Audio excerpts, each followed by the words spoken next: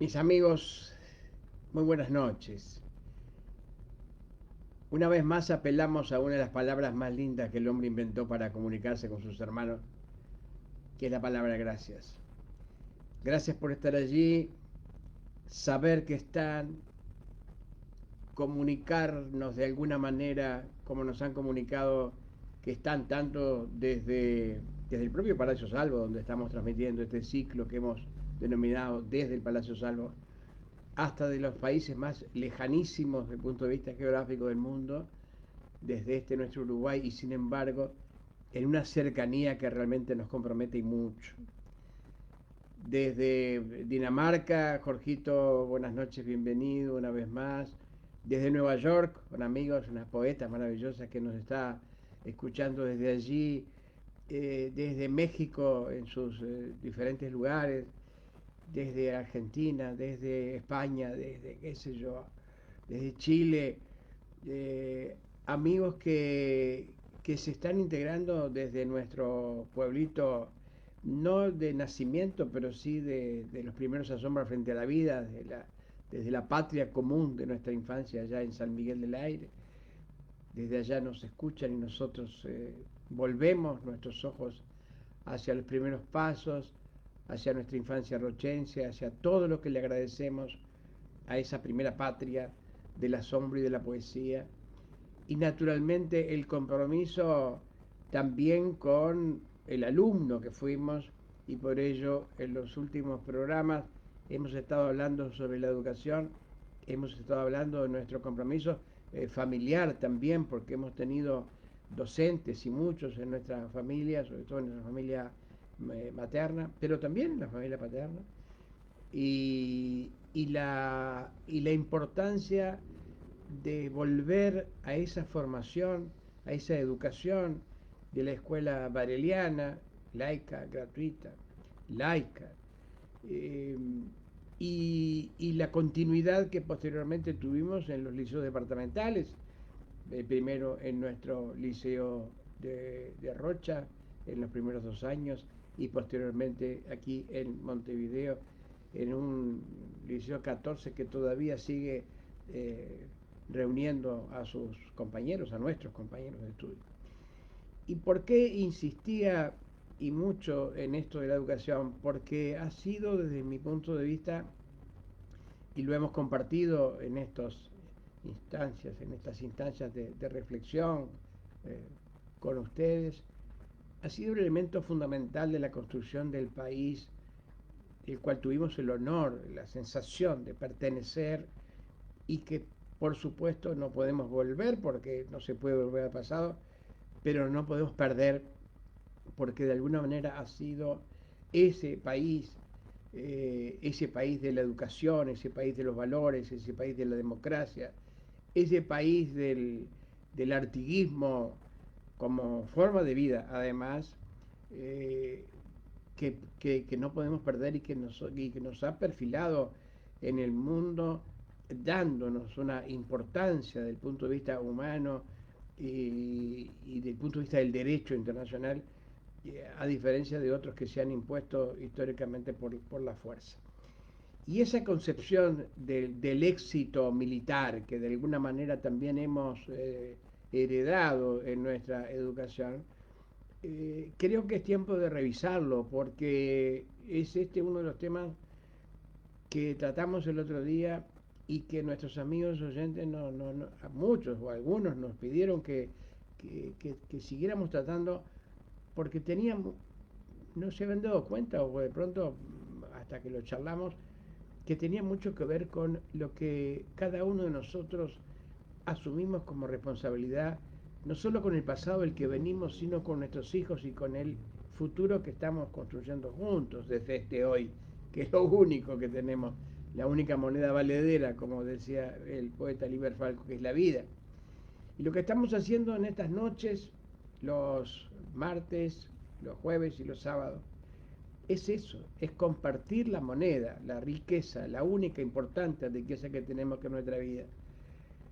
Eh, y con enorme gusto y con enorme satisfacción y con enorme ilusión del reencuentro, porque cada uno de ellos nos va reafirmando en la importancia de una audiencia que va creciendo, además, a diferencia de lo que acontece en estos ciclos y en estos sistemas de comunicación, que empieza con un enorme público y luego va disminuyendo y es medio cíclico.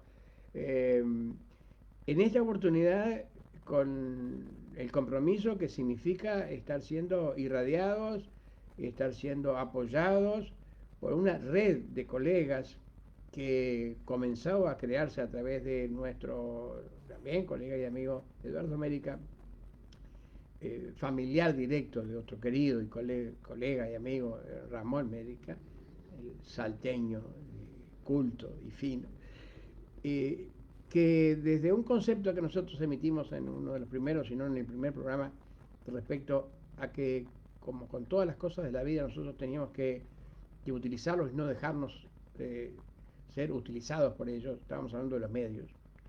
Entonces se fue creando una red de periodistas independientes que realmente me enorgullece mucho formar parte y de haber propiciado de alguna forma, fundamentalmente a través del trabajo de Eduardo América, pero también la colaboración de otros colegas como Daniel Mazzone, que están en la parte operativa, es decir, en la parte de la creación realmente de este vínculo entre colegas, los que nos permite a nosotros como ciudadanos alimentar la esperanza y la ilusión de que tenemos gente afín y amiga, gente en todos los departamentos y gente en todos los barrios montevideanos prácticamente, si no en todos, en casi todos, porque se van integrando colegas a esta red y desde aquí saludamos con las campanitas las buenas ondas, naturalmente a todos ustedes, pero también a los colegas que se están acrecentando una red que nos va a permitir, como decíamos, con este aparatito en la mano,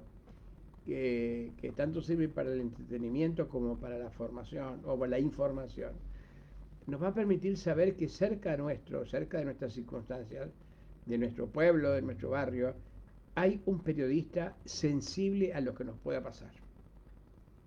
Y esto no es poco. Esto es una muy buena noticia para compartir con ustedes, una noticia que tiene que ver con el no ser un mero número de acuerdo a la competencia muchas veces salvaje de las audiencias, de los ratings, sino seres humanos que tenemos también nuestro lugar en los medios de comunicación, no en esos lamentablemente ansiados 15 segundos de fama que hemos heredado también desde la República Argentina, en una cosa, en un hecho que se va sucediendo y que ya prácticamente lo hemos aceptado como normal simplemente por la sola repetición del mismo, que es la necesidad de estar en la televisión, porque si no estás en la televisión no existes como persona y no existes como grupo, y por lo tanto hay que estar en la televisión. ¿De qué manera y por qué causa y por qué motivación? No importa.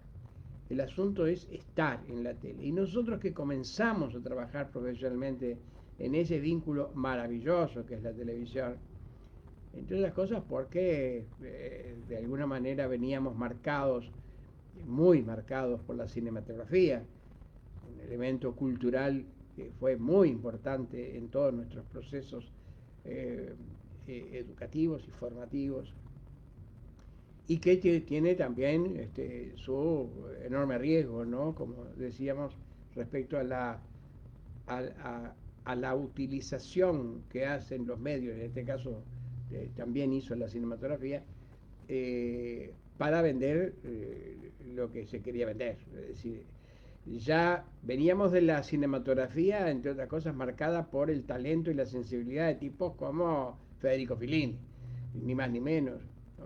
Toda la cinematografía del neorrealismo italiano, de lo que fue posteriormente la Nouvelle Vague francesa, el europeísmo, pero también, naturalmente, por las viejas películas de matiné, de la fábrica de ilusiones que ha significado y ha sido Hollywood, y lo sigue siendo.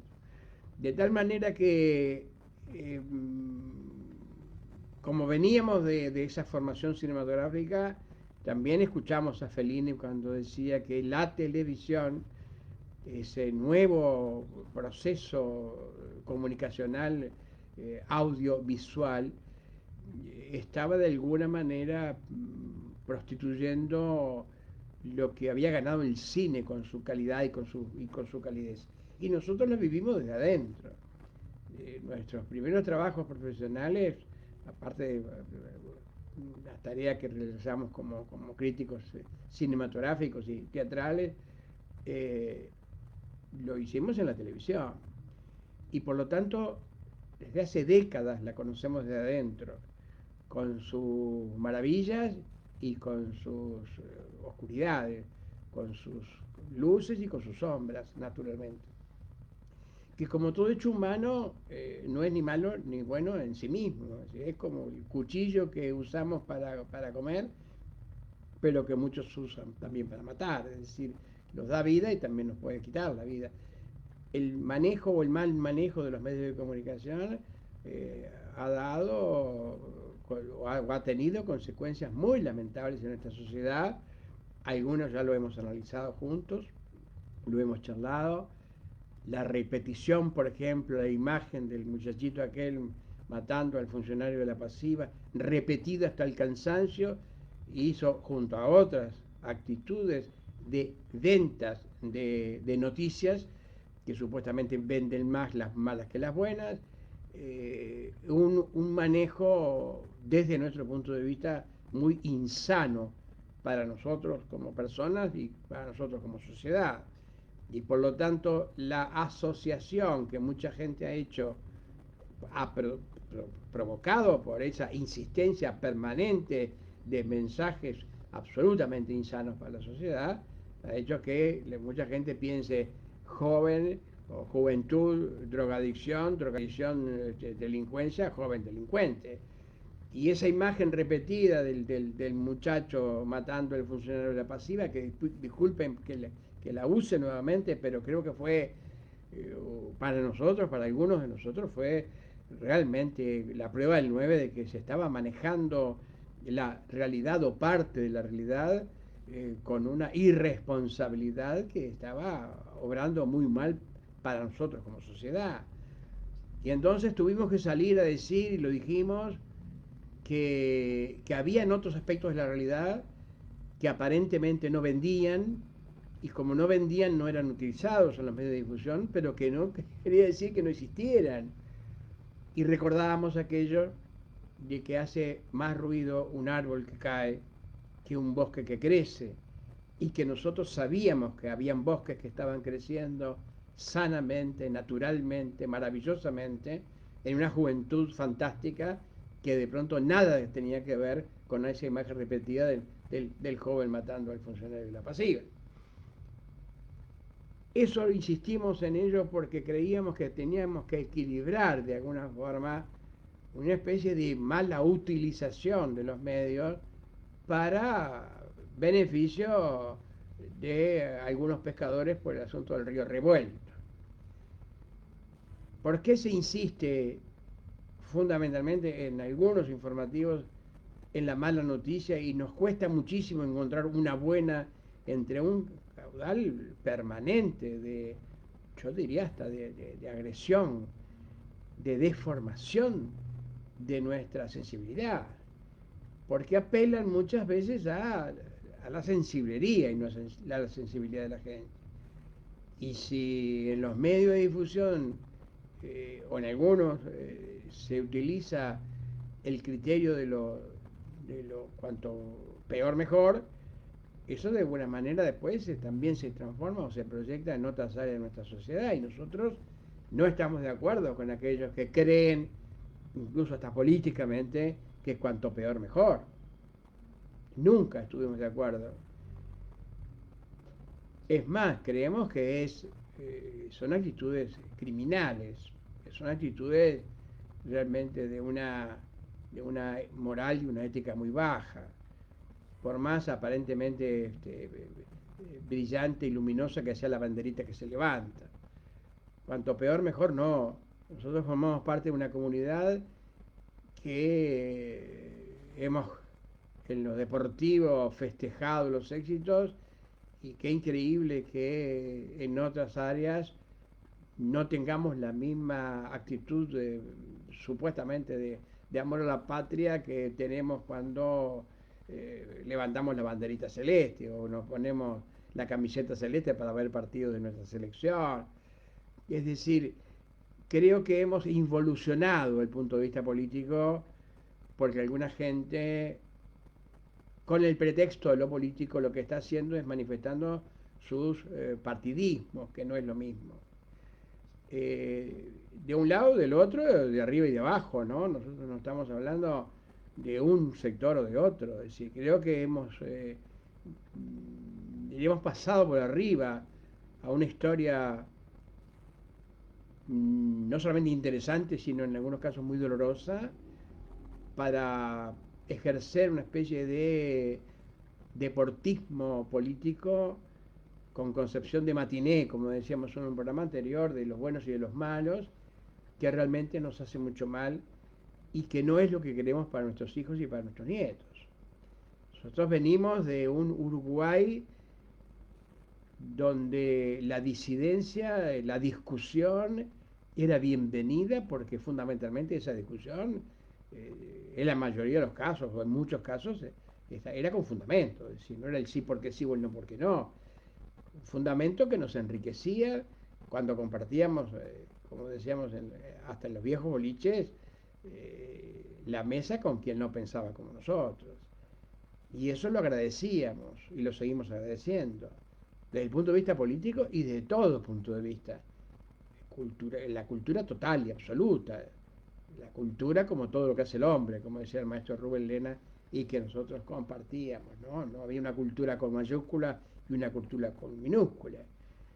Lo que lamentablemente a veces hay es una falsa concepción de la cultura, como hay una falsa concepción de la educación.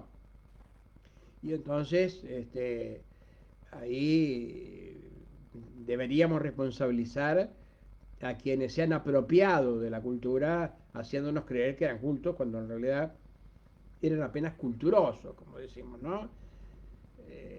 Los cenaculitos y los grupúsculos que nos hacían creer que eran muy inteligentes porque no se le entendía nada.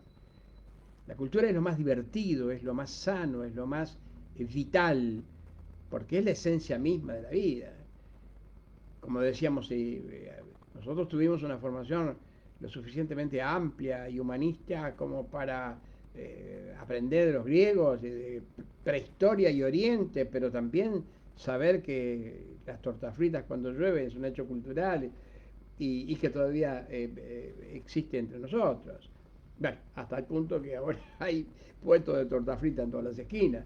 Pero lo que quiero decir es que en la revisión de nuestros conceptos educativos y culturales, como la revisión de todas las cosas que hemos heredado desde nuestro pasado, es muy sano para poder tener la sensación de que estamos construyendo una sociedad más sana, no una sociedad que repite sus errores.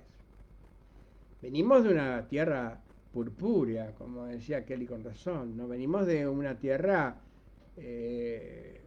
tinta en sangre.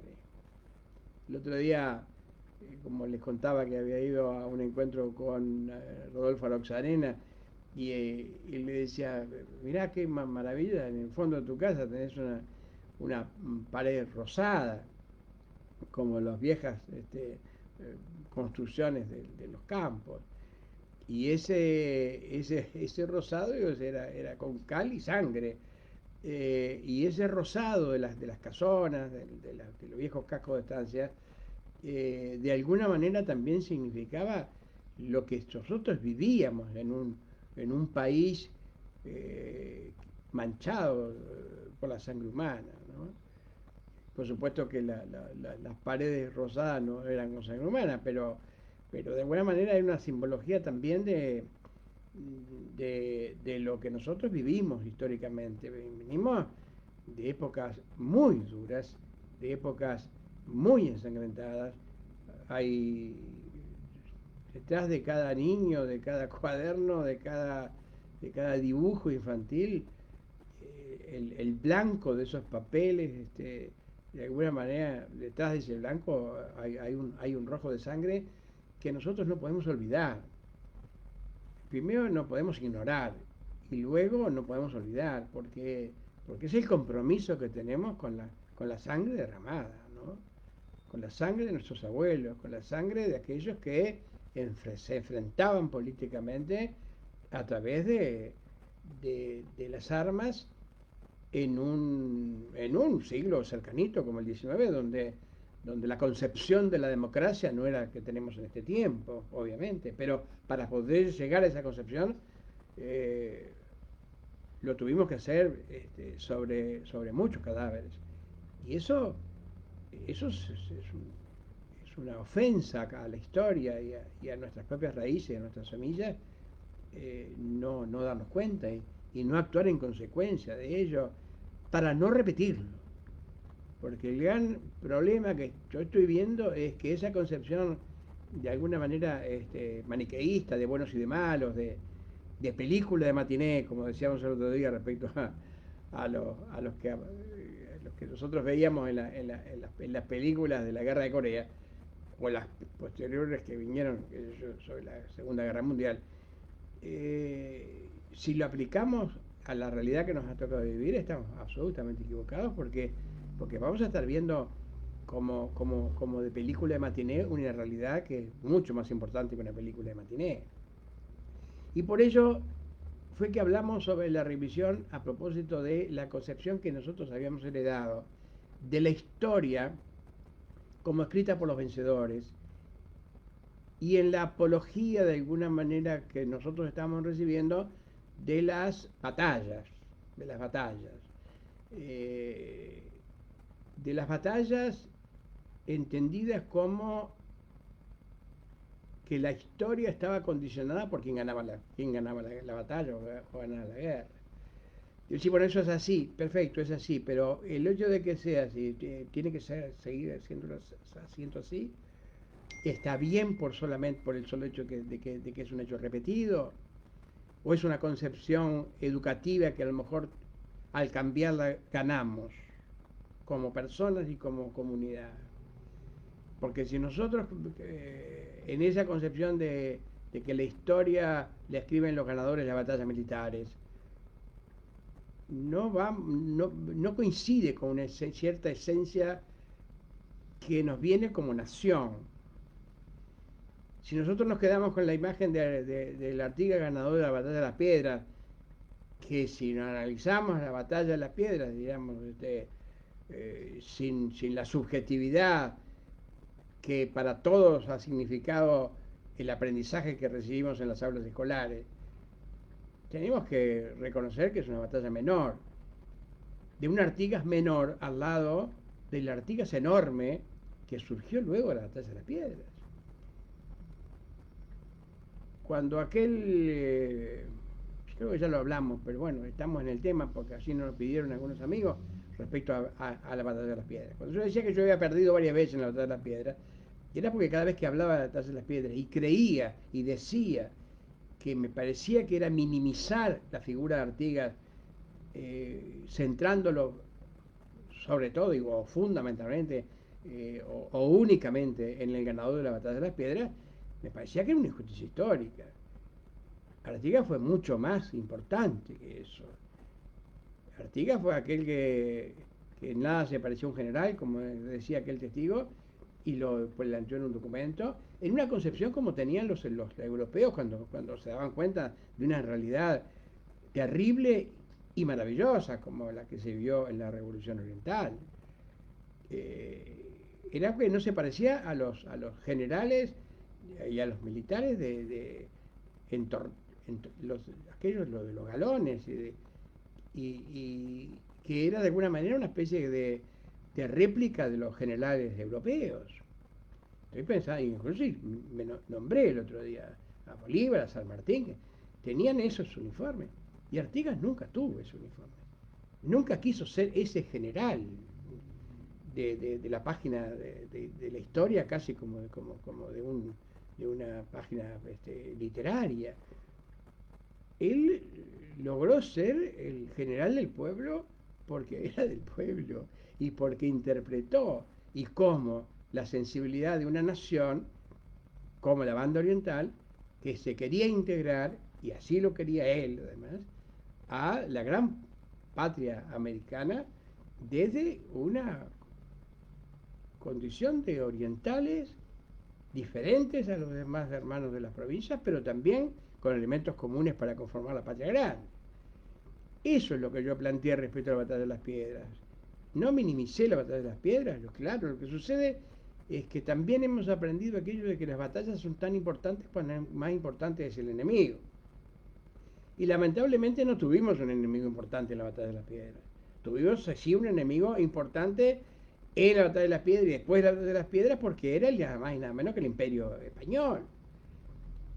El imperio español y los peores americanos, que estaban unidos en esa actitud en contra de la concepción de patria que tenían nuestros jefes y que tenemos que tener si es que realmente decimos que somos artiguistas en serio. Y no artiguistas en la fecha patria o en la tarjeta postal. Eso es lo que nosotros decíamos en la batalla de las piedras. Y de la concepción del heroísmo. Porque si el heroísmo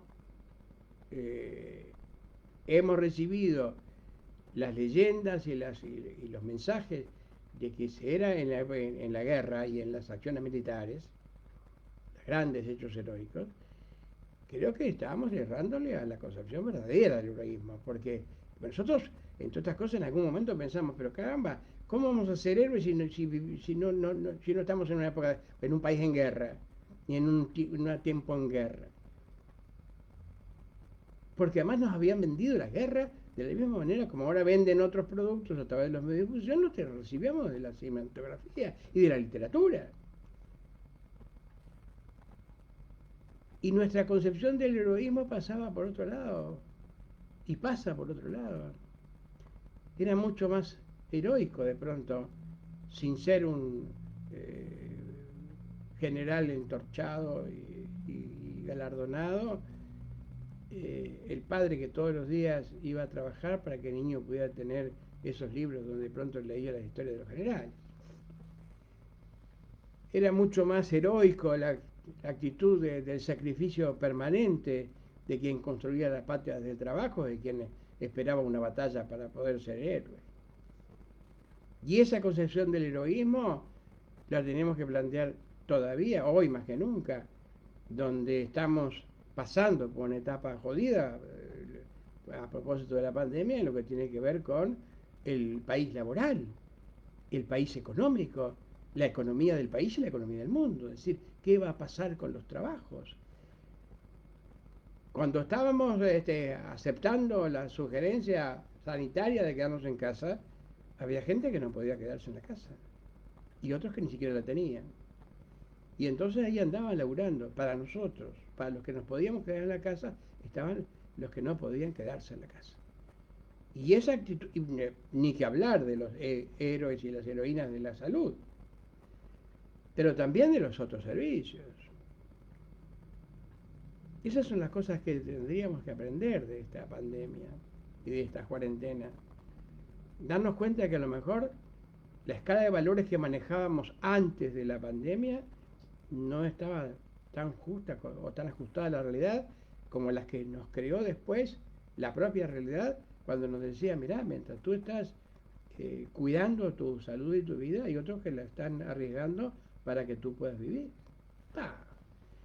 Y eso no está en ninguna película de matiné, ni de Netflix, ni de nada. No la he visto todavía. Pero alguien va a tener que plantearlo. Mirá, capaz que los héroes no son los militares que ganan la batalla porque tienen más municiones, más dinero o más socios o más afines o más traiciones a su favor. Capaz que la gana el tipo que mientras aquel está en la batalla, él está en la batalla cotidiana, la de todos los días o la de todas las noches. Ayer tuve el enorme gusto de ir a cenar con unos amigos, me invitan y voy. Ellos creen que me homenajean a mí, yo los estoy homenajeando a ellos.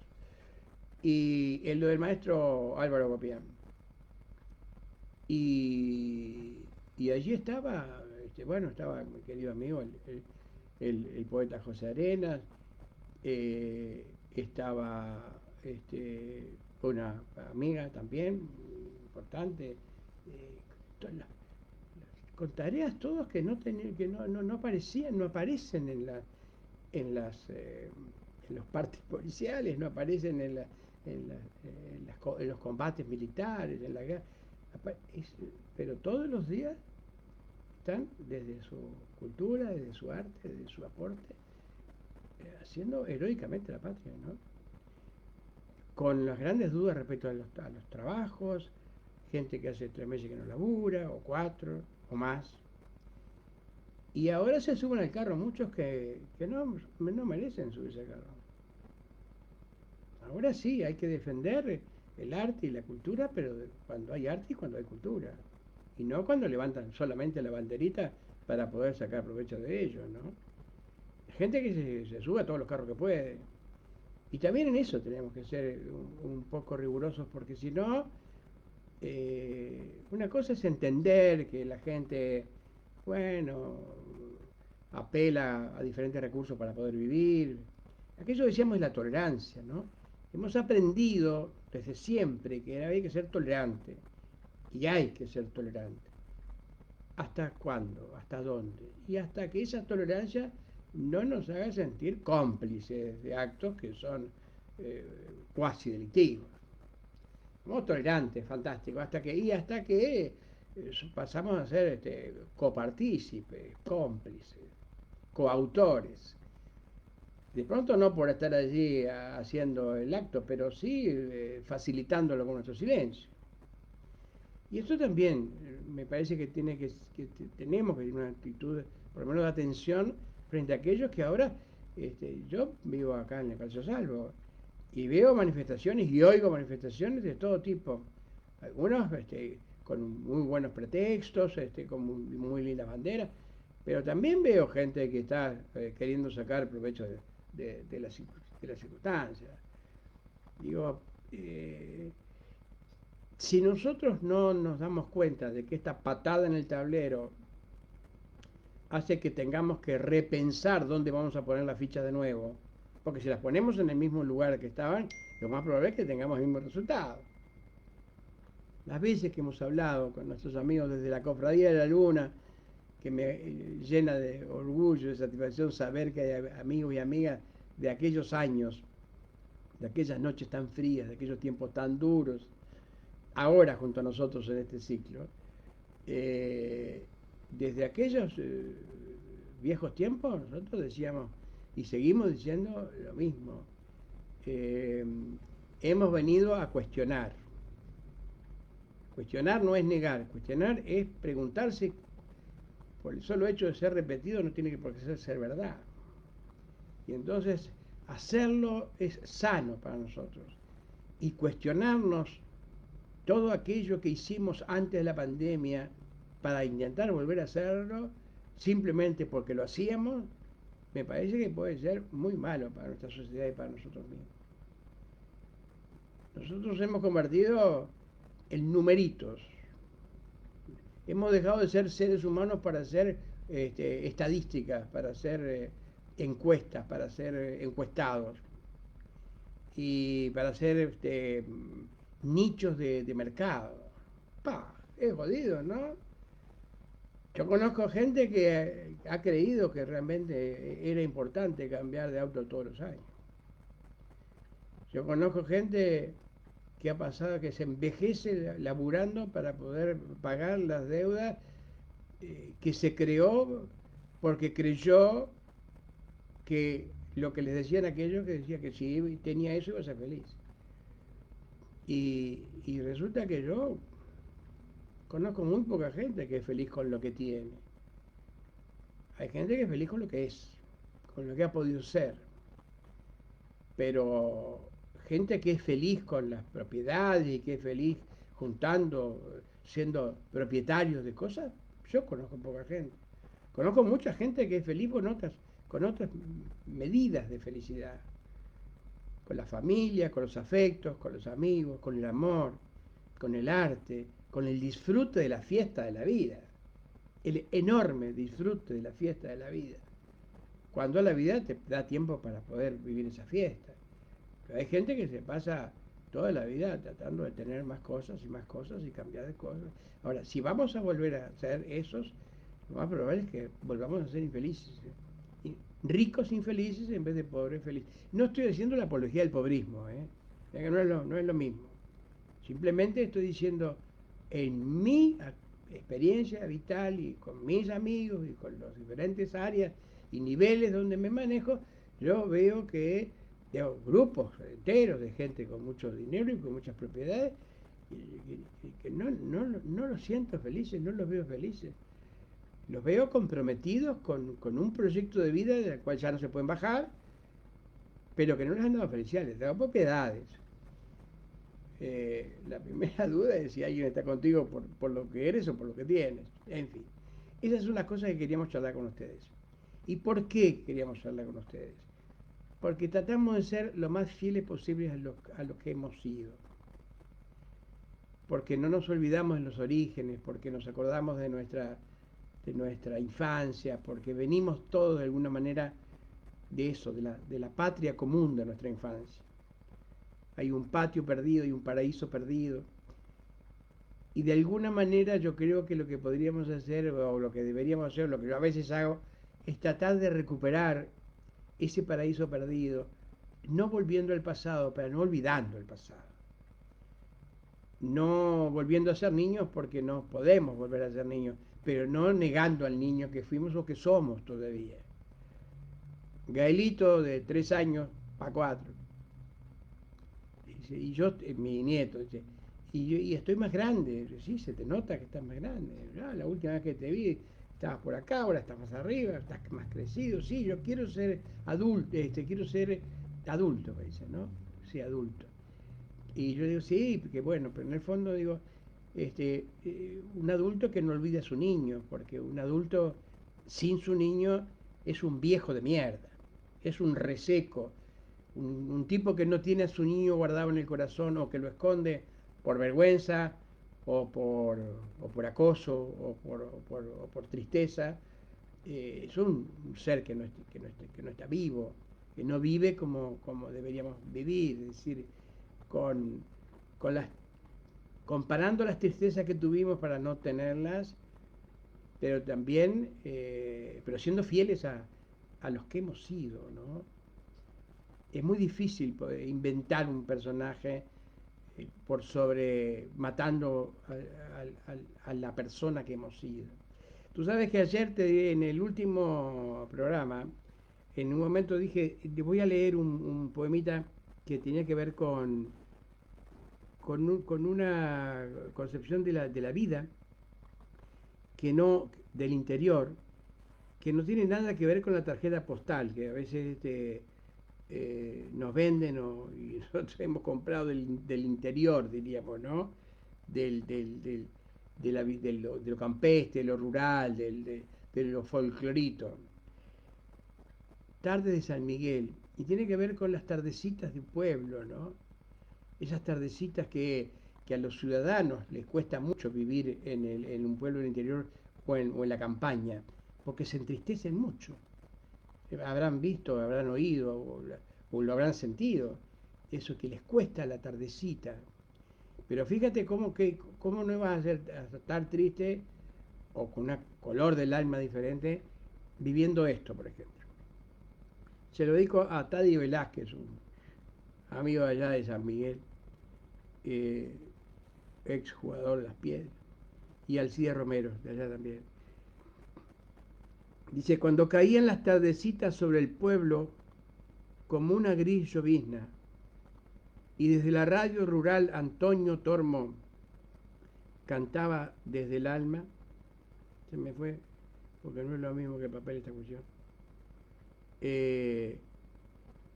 cantaba desde el alma, por ejemplo, era la tristeza un aire como de azul, lento y espeso, de niebla fría, de cerrazón de adentro. Y la vida en las penumbras del ocaso era talmente un humo que, con los aromas de los adioses, te anudaba la garganta y el pecho por los silencios. Y por la ausencia de mi Padre o de Dios, dolía y duele todavía. hay que vivir esas tardecitas tristonas del interior, porque además cuando hago referencia a Antonio Tormo, también recordaba ayer con los amigos, con el maestro Álvaro Agopián y con los que estábamos en la cena, que, que en Radio Rural, que era la radio que más escuchaba en el interior, ¿no? Aparte de, naturalmente, las radios tradicionales con los radioteatros, y, la compañía Casanova Raciati Rivero, con aquellas versiones que decía que el Tano Raciati planteaba de sus temas, ¿no? Lindo tiempo que él... Mario Rivero, un libretista fantástico, ¿no? El padre de Tabaré, Rivero. Muchachos que peinan cana, lindo tiempo que el de ayer, que hablaba de las cosas de nuestra cultura, de la cultura ciudadana, de las leyendas de los enfrentamientos de los guapos en la muralla, de aquel barrio que había cambiado por la piqueta fatal del progreso, ustedes se acuerdan, viejo barrio que te vas, te doy tu último adiós, de la reafirmación de nuestros elementos culturales, que eran los que nos diferenciaban de otras comunidades, de elementos comunes, de cosas que uno no tiene que traducir porque tú lo mencionás y la gente sabe de qué se trata. Yo le dedicaba a un amigo de acá mismo, a José Marelle, de El Salvo, un poemita que se llama Desde el Salvo, justamente, y en una parte hablo del Cepelín que pasó, que hay una foto que prácticamente está como, parece como si estuviera tocando el Paraíso Salvo. Y no tengo que explicar mucho, que el dirigible de la Alemania nazi, bla, bla, bla, en la época de Terra, desde el Salvo se llama. Dice, acá el cielo crece como una flor de luz y el viento sopla fuertes suspiros sin tiempo, desde un ayer de tangos y un gris y plateado cepelín volando como un pez nazi lento de metal y las flores para la mujer de tierra tiradas en la Plaza Independencia. Exilio vertical, el Salvo en su lento, silente discurso tan alquímico y masón de símbolos extraños, nos cuenta historias de vidas ya vividas y nos cobija de los duendes, de la pandemia, de los miedos y de solitarias cuarentenas con los tangos de hoy y la poesía que aún y todavía vuela desde los ojos o las ventanas del edificio en la plateada flor de luz del corazón que, de tanto y tanto vivirlo, ya se parece al alma gris azul del Palacio Salvo, donde intentamos la vida. Por eso se llama así este ciclo, desde el Palacio Salvo, porque estábamos viviendo una cantidad de cosas que me parecía que las contaba y que me decía, pero qué bueno que lo cuentes, porque las cosas, como planteó alguien, suceden para ser contadas. Y porque eso es lo que ha sido la historia del hombre, desde las cuevas de Altamira, contando gráficamente lo que le pasaba, desde el bisonte a la mano, pintada, hasta el comentario de la última noticia del noticiero. Las historias suceden para ser contadas. Los fogones alimentaban la vida con las ilusiones de las historias que contaban, de que se contaban en los fogones. Y eso es maravilloso. Así las películas. Las películas eran importantes el domingo de la matiné, pero eran más importantes el lunes en la escuela cuando se comentaba. Y te acuerdas cuando el muchacho... Y te acuerdas, ¿y quién trabajaba? Esa cosa de pasarse información. Tal es así que las películas eran recreadas. Eran recreadas como las que creamos nosotros en nuestra memoria. En el libro A Pura Vida y otras milongas, nosotros hacemos referencia a 2 o 3 películas, entre tantas otras que han marcado nuestra vida, porque nosotros nos escapábamos de la vida comarcal a través de la literatura y del cine. A ustedes les habrá pasado lo mismo.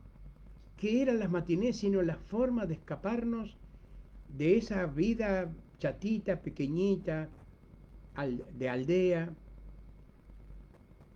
y que después teníamos que volver a ella? El otro día, creo que con Roxarena, sí, vi un farol muy parecido a los faroles que antes existían en las esquinas montevideanas o del interior del país. Unos faroles de la UTE, los faroles negros y blancos, con unas lamparitas,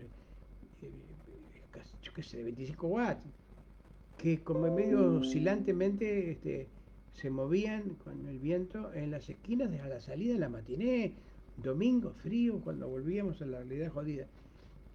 Y entonces eso también forma parte de nuestra personalidad, también se ha integrado en nuestra sensibilidad. Yo decía, yo de niño viajaba por los ojos, me escapaba por el sino la palabra con puertas, con porteros o con libros que escondía debajo de las sábanas.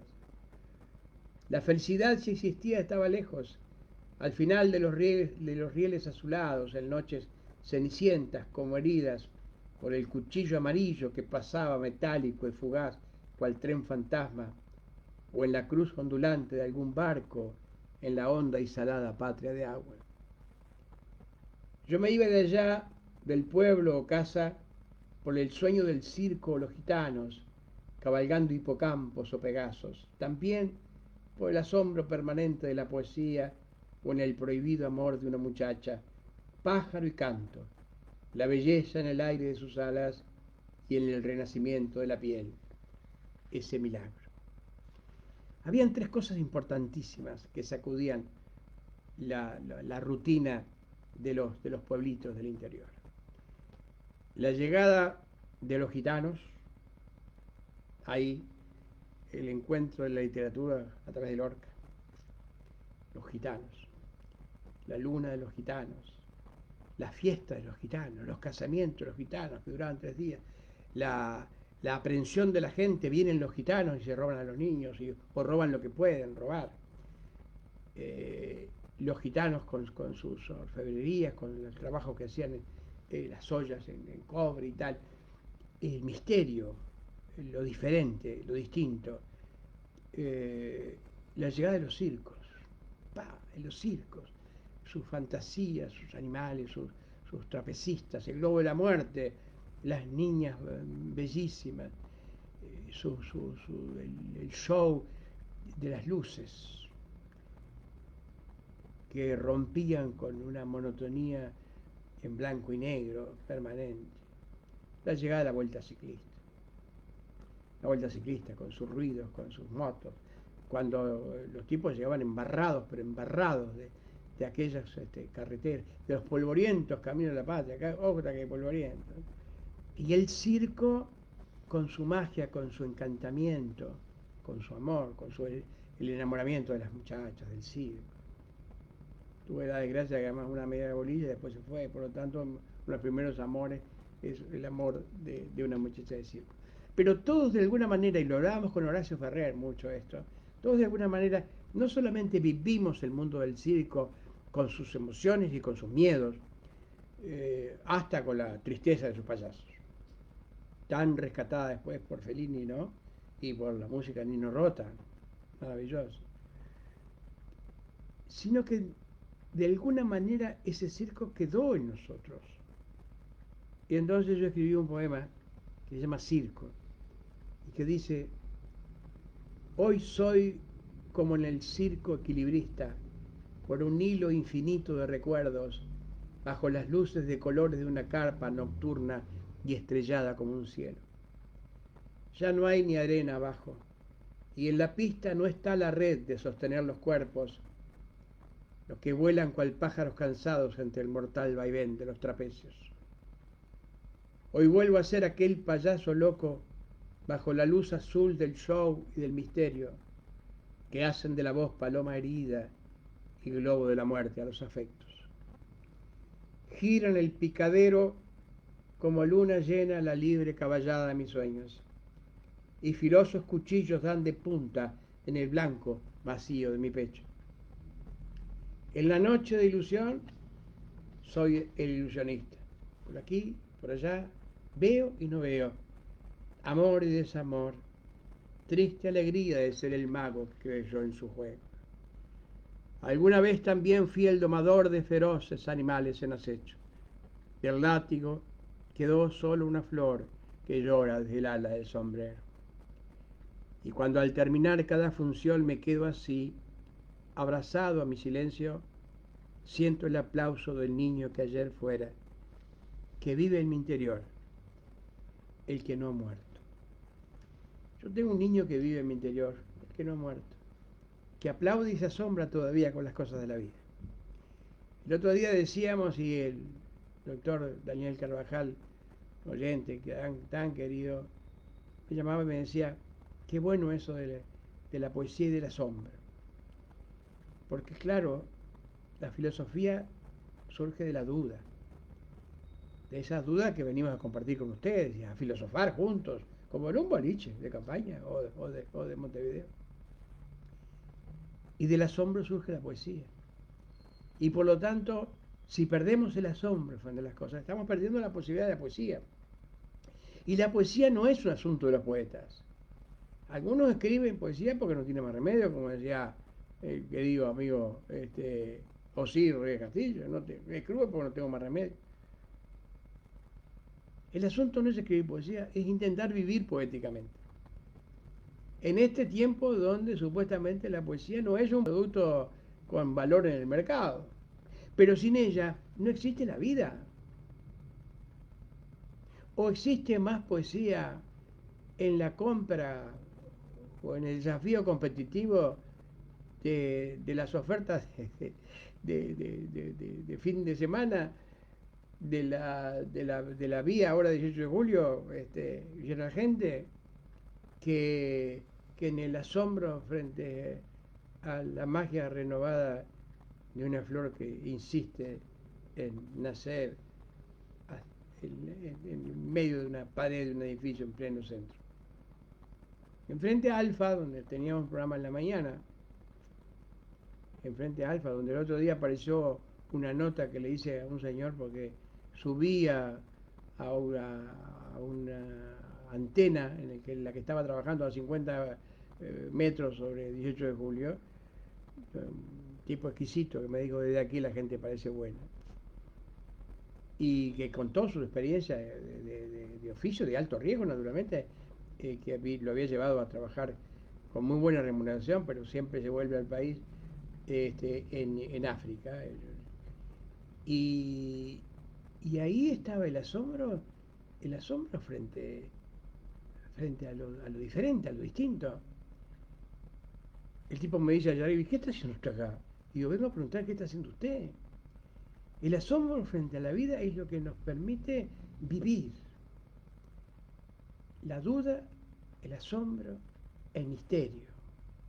Cuando yo hablo de los signos del Palacio Salvo en este poemita, estoy hablando del misterio que hace que mucha gente venga a las visitas del Palacio Salvo, que ahora creo que se van a reiniciar, desde lugares lejanísimos, porque quieren estar cerca de un misterio, de simbología, de asuntos que de pronto no se entienden, pero que tienen más vida y más poesía que lo que ves en la vidriera, en la competencia de los precios, de los productos que estás obligando a comprar y que de pronto no tenés ni la satisfacción de disfrutarlos, porque después de comprar eso tenés que comprar el otro, y después de tener este asunto está el nuevo que tiene olores, yo qué sé.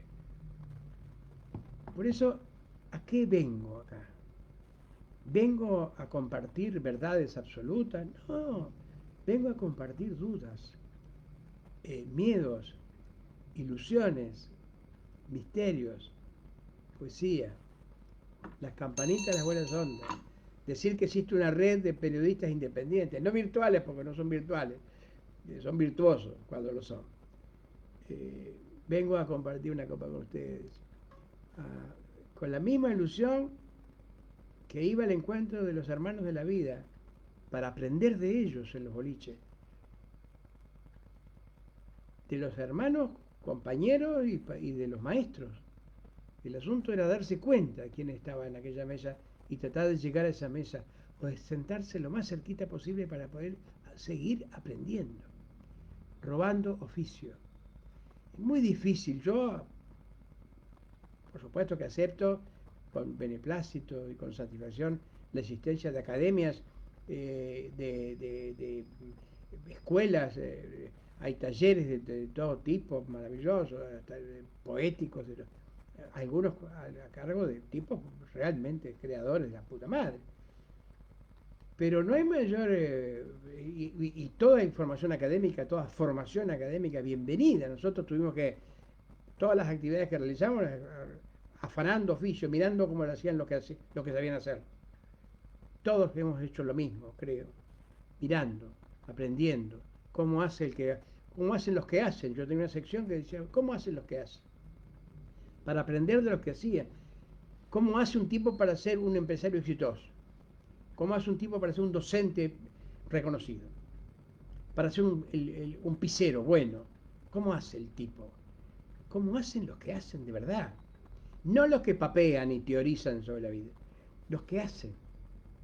Los que hacen cosas, decíamos. Habíamos dicho una vez y lo repetimos en la televisión miles de años atrás. Yo vengo aquí para compartir las cosas que hacen, los que hacen cosas. Los que hacen cosas. No los que teorizan sobre la vida, los que tienen opiniones sobre todo, sobre cómo zapatear malambo. Pero no importa la teoría suya sobre el zapateo de malambo. Usted zapateó de malambo, zapatee. Si eso lo hiciéramos con los zapateadores de malambo, y lo hiciéramos con los políticos, y lo hiciéramos con los profesionales que dicen serlo, y lo hiciéramos con los asesores que dicen serlo, y lo hiciéramos, otro gallo cantaría. Sería mucho más fácil todo.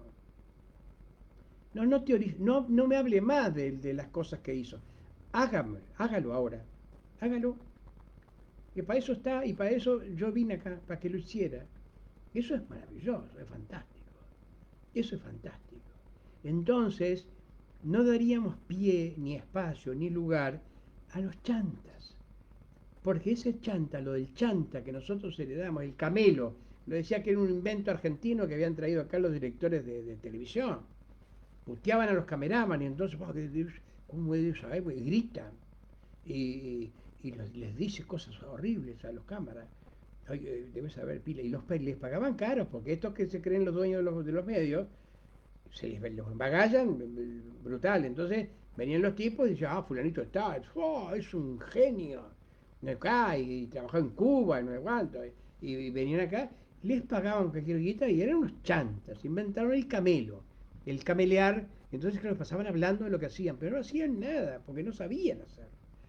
Pero si nosotros paramos a los cameleros, nosotros hemos permitido y facilitado que hagan mucha guita los cameleros. En la publicidad no te puedo decir la cantidad de guita que ha hecho la gente, no sabe un carajo de eso. Por ejemplo. Entonces, bueno, usted es zapateador de más, zapatee. Si eso hiciéramos, que nos iría mucho mejor, muchísimo mejor. Que nos estamos yendo, sí, a veces me paso. Yo tengo, ¿vos sabés que te voy a contar una historia? Ayer se lo decía a Alvarito Agopián, que dicho se paso, saluda a Mansur también, su padre, que está siempre con nosotros, gran amigo, músico, familia de músicos, armenios. Quiero agradecer además muy especialmente la invitación que me hicieron en su momento para un homenaje que se realizó en la sala Reta del Sodre a los armenios, hablando precisamente sobre el holocausto armenio, que naturalmente todavía no tiene ese reconocimiento mundial que deberían tener, y que participé con tanto gusto junto con Cristina Morán en un acto de los armenios. Saludo a los amigos armenios que tenemos y que siguen todavía luchando. Bueno, nosotros ni siquiera lo hemos hecho con Sal si puede, ¿no? Aceptamos que nos digan charrúas por el mundo, incluso desde el punto de vista deportivo, pero todavía hay gente que niega el exterminio de los charrúas. Así que nosotros también tuvimos nuestra matanza acá, ¿no? Y tantas otras muertes, que como decía hoy, tiñeron la tierra de sangre Y es una irresponsabilidad histórica y cultural que lo olvidemos. Y que mucha gente le pase por arriba a ese pasado al que venimos, para hacer la chantada de vendernos sus teorías políticas y sus banderolas. Todos los sectores, ¿eh? Todos los sectores. Bueno, mis amigos, mi agradecimiento por esta cercanía. Como les decía, me pongo nervioso antes de salir al aire porque es como el primer programa y porque además sé el nivel de la gente que está en estos encuentros. Y entonces, claro, no es como hacer un salto, como decíamos en el circo, es un salto mortal pero sin red abajo.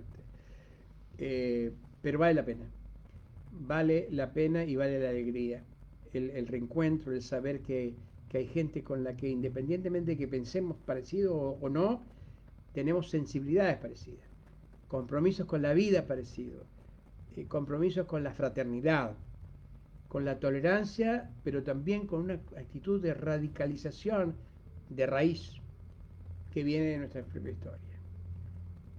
Quizá queda como un trasnochado frente a algunos hablar de Artigas en este momento donde la gente no lo ve ni en el monumento. Como decía, los monumentos solo sirven para ser cagados por las palomas y para que la gente no los vea. Pero la santificación, ¿no?